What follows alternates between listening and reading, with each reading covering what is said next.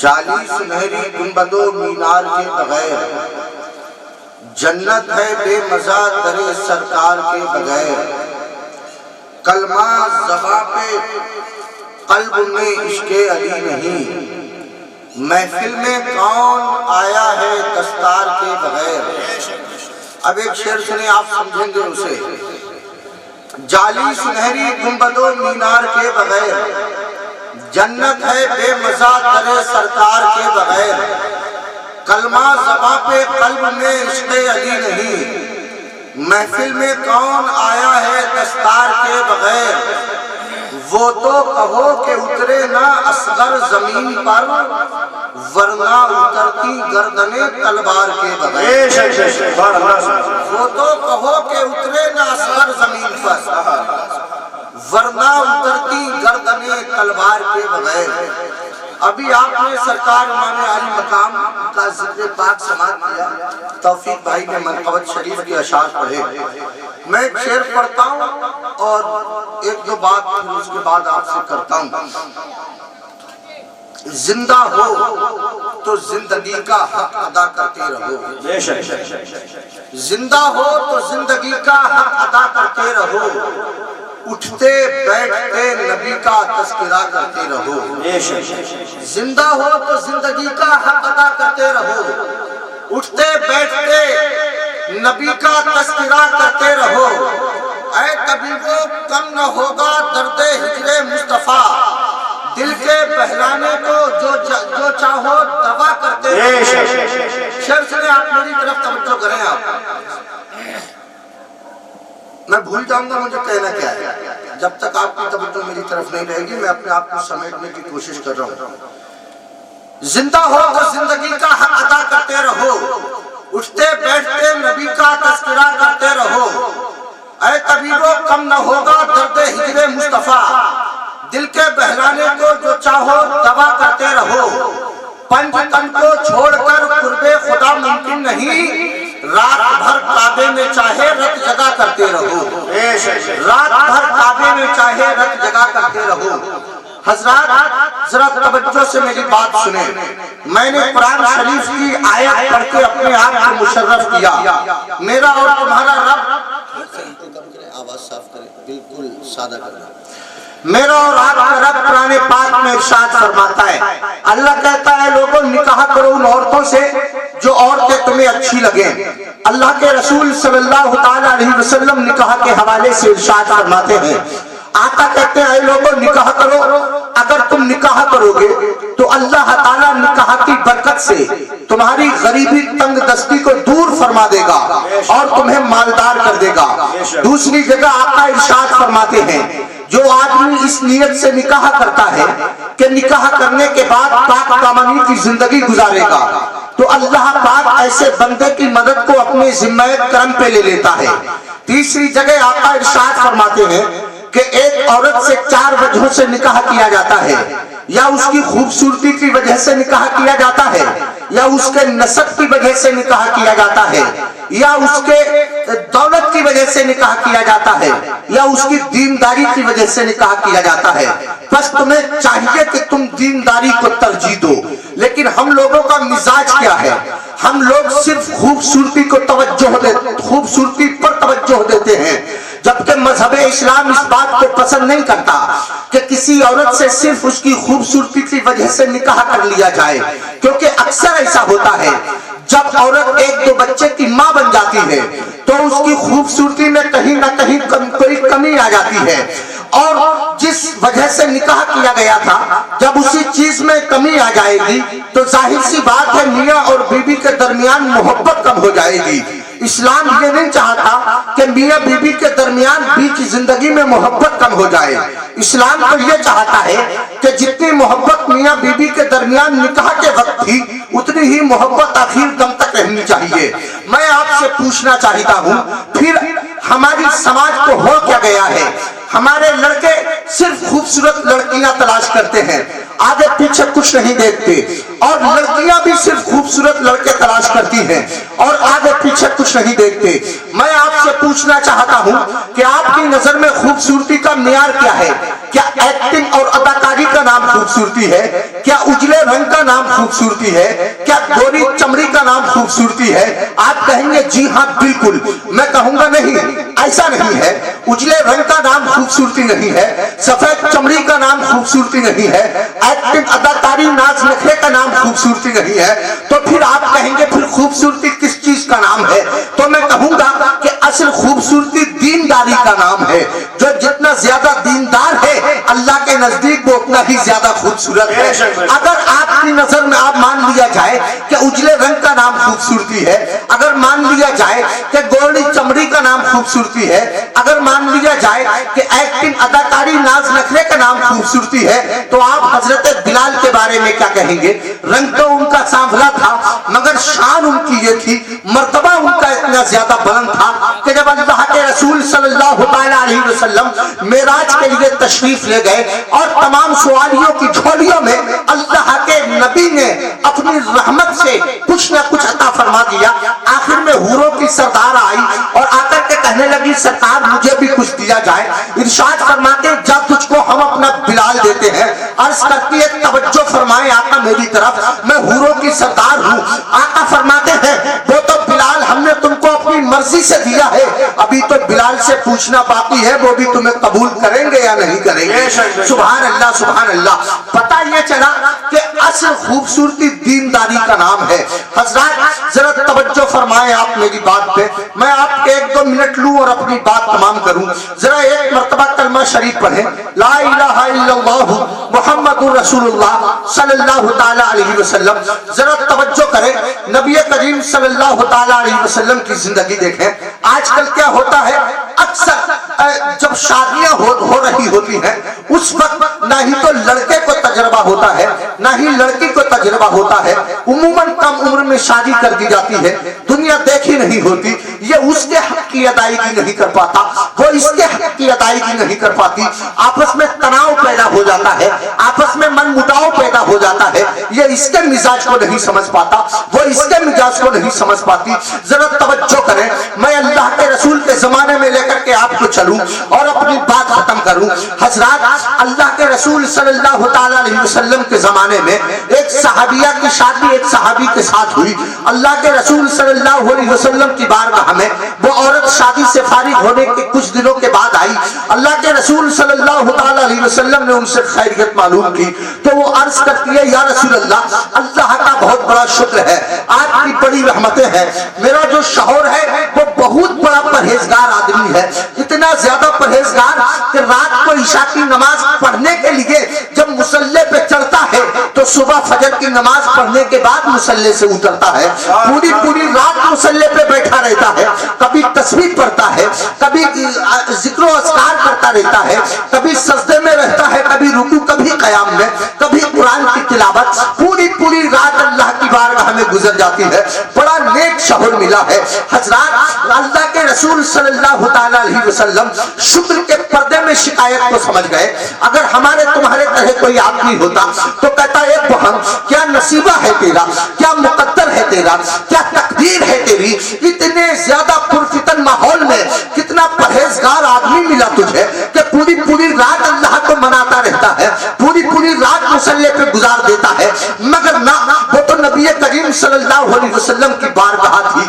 اللہ کے رسول نے شکر کے پردے میں شکایت کو سمجھ لیا، اور ایسے نہ سمجھیں یہ وہ رسول ہیں جو جانوروں کی بولی سمجھ لیتے ہیں، یہ وہ رسول ہیں جو پتھروں کی بولی سمجھ لیتے ہیں، یہ وہ رسول ہیں جن کو اللہ تعالیٰ نے وہ علم کیا ہے کہ سرکار اعلیٰ حضرت ارشاد فرماتے ہیں اور کوئی غیب کیا تم سے نہا ہو بھلا جب نہ خدا ہی چھپا تم پہ کروڑوں درود۔ اللہ کے رسول فرماتے بلاؤ اس عورت کے مرد کو، بلایا گیا، جب وہ حاضر ہوا تو اللہ کے رسول کیا کہتے ہیں، آقا فرماتے پوری رات مصلی پہ رہتے ہو، عشاء پڑھنے کے لیے مصلی پہ چڑھتے ہو، فجر پڑھنے کے بعد مصلی سے اترتے ہو، اللہ سے نہیں ڈرتے، اللہ سے ڈرو، اللہ سے اپنی بیوی کا بھی حق ادا کیا کرو، اللہ کی عبادت بھی کیا کرو۔ مجھے دیکھو، میں اللہ کی عبادت بھی کرتا ہوں اور اپنی بیویوں کے ساتھ بھی رہتا ہوں۔ اے میری قوم کے نوجوان، مجھے فیصلہ کر کے بتا کہ جب آدمی پوری رات نماز پڑھے، جب آدمی پوری رات قرآن پڑھے، جب آدمی پوری رات تسبیح اور تحلیل میں گزارتے، تو اللہ کے رسول اس سے یہ کہیں کہ اللہ سے ڈر، اللہ سے نہیں ڈرتا، بیوی کا حق ادا نہیں کرتا، تو وہ لوگ جو رات کے 1 بجے تک واٹس ایپ چلاتے رہتے ہیں، وہ لوگ جو رات کے 2 بجے تک فیس بک پہ چیٹنگ کرتے رہتے ہیں، وہ لوگ جو رات کے 3 بجے تک پبجی گیم کھیلتے رہتے ہیں، وہ لوگ جو پوری رات اپنے دوستوں کے ساتھ مکان کے باہر گزار دیتے ہیں، ان کے بارے میں اور ان کی بیویاں ان کے گھروں میں بیٹھ کر ان کا انتظار کرتی رہتی ہیں، ان کے بارے میں مدینے والے آقا کا کیا فرمان ہوگا؟ حضرات، کمیاں دونوں طرف سے پائی جا رہی ہیں۔ آج جو گھروں کا ماحول خراب ہو گیا ہے، آج جو گھروں کی شانتی ختم ہو گئی ہے، آج جو شادی شدہ زندگی، جو شادی شدہ لوگ پریشانی کے عالم میں زندگی گزار رہے ہیں، اس کی وجہ یہ ہے کہ کمی شوہر کی طرف سے بھی ہو رہی ہے، کمی بیویوں کی طرف سے بھی ہو رہی ہے۔ اگر شوہر لوگ اللہ کے رسول کی ازدواجی زندگی کا مطالعہ کر لیں، اور اگر بیویاں اللہ کے رسول صلی اللہ تعالی علیہ وسلم کی بیٹی حضرت فاطمہ الزہرا کو پڑھ لیں، قسم خدا کی آج بھی لوگوں کے گھر جنت نشان بن جائیں گے۔ میرا ایمان اور عقیدہ کہتا ہے، دیکھو اللہ کے رسول کا اپنی بیویوں کے ساتھ کیا برتاؤ تھا اور ہم لوگوں کا کیا معاملہ ہے۔ ایک بات میں آپ کے سامنے رکھوں، اللہ کے رسول صلی اللہ تعالی علیہ وسلم کی ایک بیوی ہے، نام ہے حضرت خدیجہ الکبریٰ۔ یہ وہی اللہ کے رسول کی مقدس بیوی ہے جن کے ساتھ اللہ کے نبی نے پہلا نکاح فرمایا۔ حضرت خدیجہ کی عمر 40 سال ہے، میرے نبی کی عمر شریف 25 سال ہے۔ حضرت خدیجہ ایک مرتبہ بیوہ ہو چکی ہے، اب دوسرا نکاح اللہ کے رسول سے ہو رہا ہے۔ حضرات ذرا توجہ فرمائیں، جب آپ کے انتقال کا وقت قریب آیا، آپ نے اپنی بیٹی حضرت فاطمہ الزہرا کو نبی کریم کی بارگاہ میں بھیجا اور اللہ کے رسول سے ان کی وہ چادر تطہیر آپ نے حضرت فاطمہ کے ہاتھوں منگوائی۔ حضرت فاطمہ گئی، کہنے لگی یا رسول اللہ، امی جان آپ کی چادر مانگ رہی ہے۔ اللہ کے رسول صلی اللہ تعالی علیہ وسلم نے وہ چادر حضرت فاطمہ کو دے دی، جو وہ لے کر کے حضرت خدیجہ کے پاس آئی۔ حضرت خدیجہ کو چادر کی پیچھے سے اللہ کے رسول آئے اور ارشاد فرمایا، اے خدیجہ، کیا تم نے چادر مانگی تھی؟ چادر کا کیا کرو گی؟ عرض کرتی ہیں، یا رسول اللہ، میں یہ چاہتی ہوں کہ مجھے کفن آپ کی چادر تطہیر میں دیا جائے۔ اللہ کے رسول کا جواب سنیے، آقا فرماتے، خدیجہ وہ تو نے چادر مانگی ہے نا، چادر، قسم خدا کی اگر تو میری کھال بھی مانگتی تو وہ بھی اتار کے آج میں تجھے دے دیتا۔ سبحان اللہ، سبحان اللہ۔ اللہ کے رسول کی دوسری بیوی ہے، نام ہے حضرت عائشہ صدیقہ۔ ارشاد فرماتی ہے کہ نبی کریم صلی اللہ تعالی علیہ وسلم کے نکاح میں جب میں آئی تھی، میری عمر چھوٹی تھی، مجھ سے آٹا گوندنا نہیں آتا تھا۔ اللہ کے رسول آٹا گوند کے دیا کرتے تھے، میں اللہ کے رسول کو روٹیاں بنا کے دیا کرتی تھی۔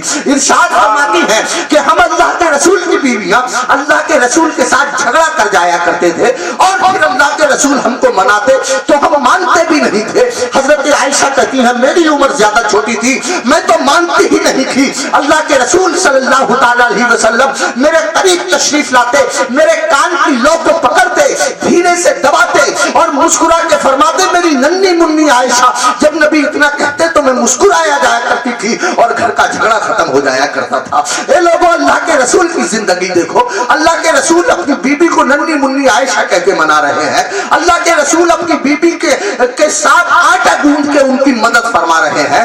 آج اگر کوئی بیوی کے ساتھ مرچ کاٹنے لگے، آج اگر کوئی بیوی کے ساتھ پیاز کاٹنے لگے، آج اگر کوئی بیوی کے کام میں اس کی مدد کرنے لگے، آج اگر کوئی بیوی کے ساتھ ہمدردی جتانے لگے، لوگ کہتے ہیں یہ تو گیا، اس کا تو کام ہو گیا، یہ تو غلام ہو گیا۔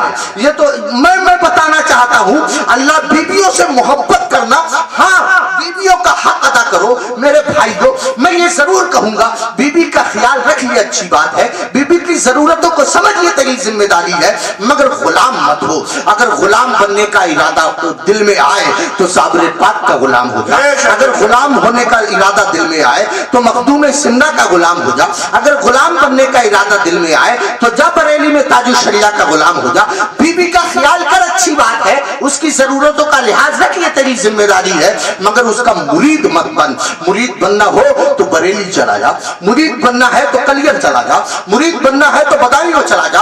हजरत एक बात में अगर आप तवज्जो से सुन रहे हो तो मैं एक बात आपके सामने और रखूं, इजाजत है आपकी? सुन रहे हैं आप? समझ में आ रही है आपके ना? अक्सर क्या होता है, आज जो घर बिगड़ रहे हैं, आज जो घरों में फसाद पैदा हो रहा है, आज जो दो खानदान आपस में कोर्ट और कचहरी के चक्कर लगा रहे हैं, इसमें दखल दोनों पार्टी का है, इसमें खराबी दोनों तरफ से पैदा हो रही है। क्या होता है अक्सर, जब मेरी बहन, मेरी बेटी, मेरी भतीजी, मेरी भांजी अपने मैके, अपनी ससुराल से अपने मैके आती है, और जब मैं उसकी खैरियत मालूम करता हूँ, वो शिकायत करती है कभी अपनी सास की, वो शिकायत करती है कभी अपनी नंद की, वो शिकायत करती है कभी अपने देवर जेठ देवरानी जिठानी की। हम लोग क्या कहते हैं, परेशान मत होना, दबना मत, घबराना मत, बर्दाश्त मत करना। तू कोई यतीम थोड़ी है, तू कोई लावारिस थोड़ी है। जब मैं तुझे 20 साल पाल सकता हूँ तो क्या आगे नहीं पाल सकता? जब मैं तुझे 20 साल खिला सकता हूँ तो क्या आगे नहीं खिला सकता? अभी मैं जिंदा हूँ ना, तेरा बाप है बाप, भाई बोलता है तेरा भाई जिंदा है, माँ बोलती है तेरी माँ जिंदा है। मैं कहना चाहता हूँ एक बहन के भाई, मैं कहना चाहता हूँ एक बेटी के बाप, मैं कहना चाहता हूँ एक शहजादी की माँ, कान खोल के सुन ले। कोई अपनी बहन बेटी को सोने के कमरे में चांदी के बिस्तर पे लिटा दे, मगर कसम खुदा की उसको वो सुकून नहीं दे सकता है जो एक औरत को अपने शौहर की टूटी हुई झोपड़ी में मिले। मैं आपको बता रहा, अपनी माँ बहनों से भी मैं कहना चाहता हूँ, ये मेरी बहन, जब तू अपनी ससुराल से अपने मैके आ तो ये मत बोल कि तेरी सास खराब है, ये मत कहा कि तेरा ससुर तुझे दुखी करता है, ये मत बोल कि तेरे देवर में, तेरे जेठ में कमी है, ये मत बोल कि तेरी देवरानी और जिठानी का अंदाज अच्छा नहीं है। अगर तुझसे लोग तेरी ससुराल के बारे में पूछे तो तू कह दे अल्हम्दुलिल्लाहि रब्बिल आलमीन, अल्लाह पाक का बड़ा करम है। मुश्ताक नोमानी का यकीन कहता है, तू परेशान होने के बावजूद दोनों आलम को पैदा करने वाले खुदा का शुक्र अदा करेगी, अल्लाह उस शुक्र की बरकतों से तेरी परेशानी को दूर कर देगा। नारे रिसालत, नारे गौस, मसलके आला हज़रत, नारे तकबीर। मगर ऐसा कहाँ होता है?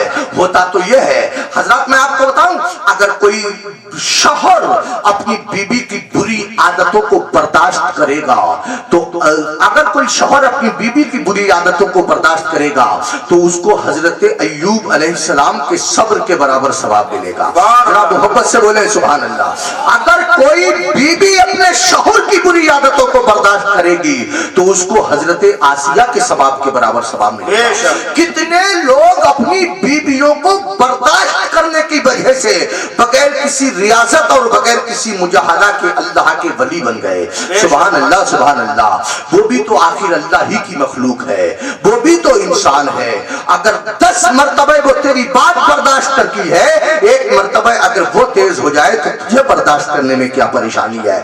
जरा तवज्जो दे और बात खत्म करें। आखिरी बात बिल्कुल मैं आपसे अर्ज करना चाहता हूँ, कैसे कैसे कह करके, कितनी मेहनत कोशिश करके ये बातें मैंने आपसे शेयर की, बिल्कुल मेरा जहन हाजिर नहीं है। मैं कह कुछ रहा हूँ, निकल कुछ रहा है, मैं कहना कुछ चाहता हूँ, कह कुछ रहा हूँ। जरा तवज्जो फरमाए मेरी तरफ। एक लड़की अपने ससुराल में, ससुरालियों से उसका मिजाज नहीं मिलता, उसके नंबर नहीं मिलते, आई अपने मक्के अपने बाप से बोली, मेरी सास मुझे जीने नहीं देती। बाप ने कहा बेटा बर्दाश्त करो, अल्लाह सवाब देगा।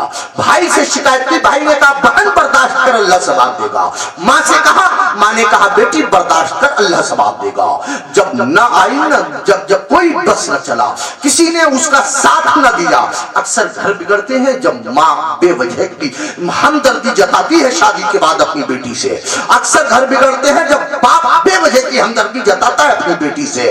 अक्सर घर बिगड़ते हैं जब भाई बेवजह खड़ा होता है अपनी बहन की तरफदारी में। जरा तवज्जो फरमाए।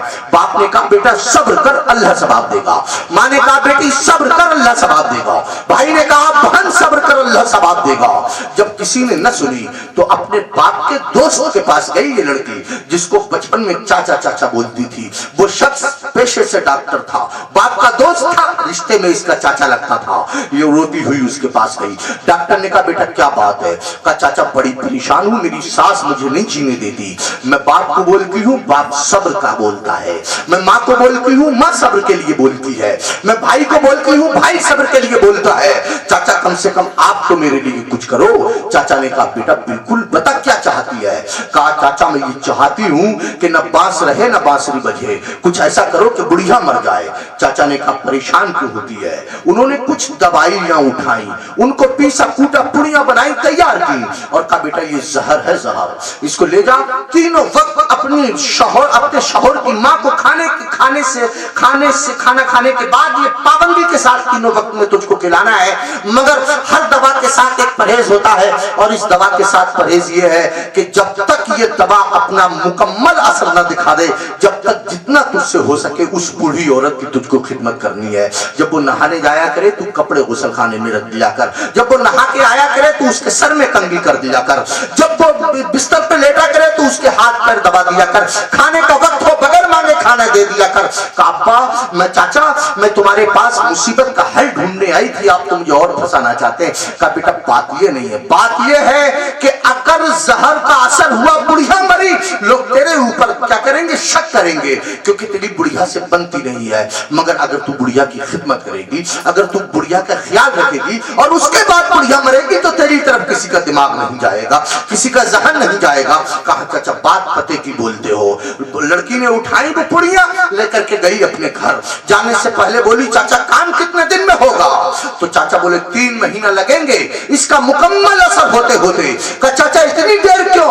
तो चाचा बोले देख अगर अभी मर गई ना तो लोगों का शक तेरे ऊपर आएगा, 3 महीने तेरी खिदमत को लोग देखेंगे, बुढ़िया के मरने के बाद तेरे तरफ किसी का दिमाग ना जाएगा। कहा ठीक है।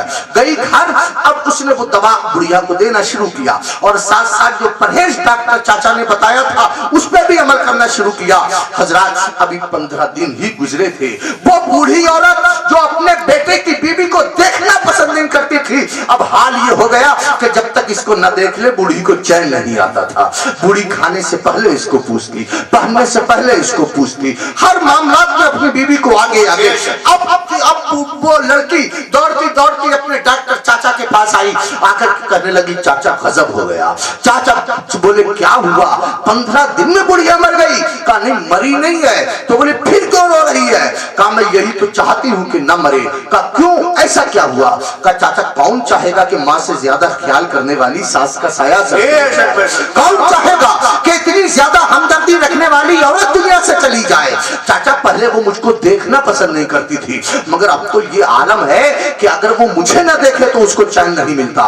चाचा ने कहा परेशान मत हो, अब क्या चाहती है? कहा मैं ये चाहती हूँ जो 15 दिन तक मैंने उसको जहर खिलाया है उस जहर का असर खत्म हो जाए। चाचा ने कहा बेवकूफ लड़की, वो कोई जहर थोड़ी था, हारने की दवाइयां थी जो मैंने थी। मैं जानता था कि अगर तू अपनी सास के साथ बेटी बन के पेश आएगी तो वो वक्त दूर नहीं है कि तेरी सास तेरे लिए माँ जैसी बन जाएगी, तेरे लिए माँ जैसी बन जाएगी। मेरे भाइयों मैं ये कहना चाहता हूँ, देखो सबकी अपनी अपनी इज्जत होती है, सबकी अपनी अपनी ख्वाहिशात होती है, सबका अपना अपना मकाम होता है। मर्द औरतों को कहीं भी डांट देते हैं, मर्द औरतों को कहीं भी फटकार लगा देते हैं। कितना काम करती है एक औरत घर में और कितनी मेहनत करता है एक मर्द अपने बाल बच्चों के लिए। औरत को मर्द की मेहनत और उसकी जफा और कश जो वो है वो उसको जहन में रखना पड़ेगा और उसकी कदर करनी पड़ेगी। और एक औरत शौहर के घर में आकर उसके घर की हिफाजत करती है,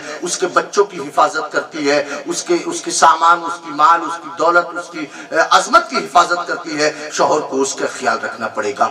तुम उनके मैके वालों के साथ अच्छे बर्ताव करो, वो तुम्हारे घर वालों के साथ अच्छे बर्ताव करें। तुम उनकी जरूरतों को समझो, वो तुम्हारी जरूरतों को समझे, तब कहीं जाके जिंदगी अच्छी कटेगी। बहरहाल जो मेरे जहन में जैसे जैसे आता गया, कुछ जबान से गुजरा, कुछ ठहर गया, जो गुजर गया वो गुजर गया, जो ठहर गया मैंने आपके सामने पेश किया। अल्लाह इस कहे सुने को अपनी बारगाह में कबूल फरमाए।